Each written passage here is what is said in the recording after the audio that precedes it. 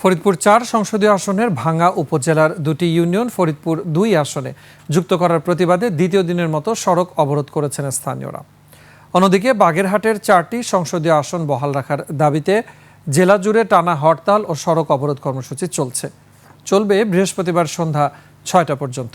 বাগেরহাট ও ফরিদপুর প্রতিনিধির সহায়তায় মানিক শিকদারের আরও একটি রিপোর্ট। ওয়ালটন এখন দেশের সীমানা পেরিয়ে পৌঁছে গিয়েছে ৫০টিরও বেশি দেশে। ওয়ালটন, ঘরে ঘরে বিশ্বজুড়ে। সীমানা পুনর্নির্ধারণের খসড়া প্রস্তাবের পর গত সেপ্টেম্বরে ৪ দিনব্যাপী শুনানি হয়। সীমানা নির্ধারণ আইন ২০২১-এর আলোকে প্রস্তাবের পক্ষ বিপক্ষে যুক্তিতর্কের পর গত ৪ সেপ্টেম্বর সীমানা পুনর্নির্ধারণের গেজেট প্রকাশ করে কমিশন। এরপরই বিভিন্ন স্থানে সীমানা পুনর্নির্ধারণ নিয়ে অসন্তোষ দেখা দেয়। ফরিদপুর ৪ আসনের ভাঙ্গা উপজেলায় দুটি ইউনিয়নকে ফরিদপুর ২ আসনে যুক্ত করার প্রতিবাদে দ্বিতীয় দিনের মতো সড়ক অবরোধ করছেন স্থানীয়রা। সড়কে আটকে আছে দূরপাল্লার অসংখ্য যানবাহন, এতে ভোগান্তিতে পড়েছেন যাত্রীরা।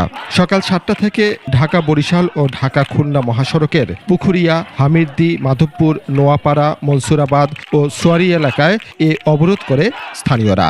রেলপথ অবরোধের ঘোষণা দিলেও সকাল থেকে রেল চলাচল স্বাভাবিক আছে। এটা একটা সিদ্ধান্ত করেন, না হলে আমরা এই মাঠ ছেড়ে কখনো যাব না। এদিকে বাগেরহাটে ৪টি সংসদীয় আসন বহাল রাখার দাবিতে জেলা জুড়ে টানা হরতাল ও সড়ক অবরোধ কর্মসূচি চলছে। এই 4টি আসন কাটাছেড়া করে 3টি আসনে পরিণত করা হয়েছে। বাগেরহাটে 4টি আসন ফেরত দেওয়া না পর্যন্ত আমরা ঘরে ফিরে যাব না। সকাল ৬টা থেকে সর্বদলীয় সম্মিলিত কমিটির নেতাকর্মীরা সড়কে আগুন জ্বালিয়ে গাছের গুঁড়ি ফেলে হরতাল পালন করছেন।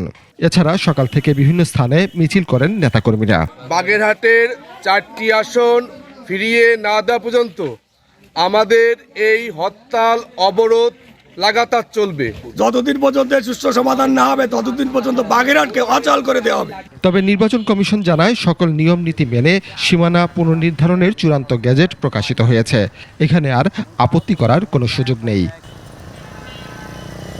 মানিক শিকদার, ২১ টেলিভিশন, ঢাকা।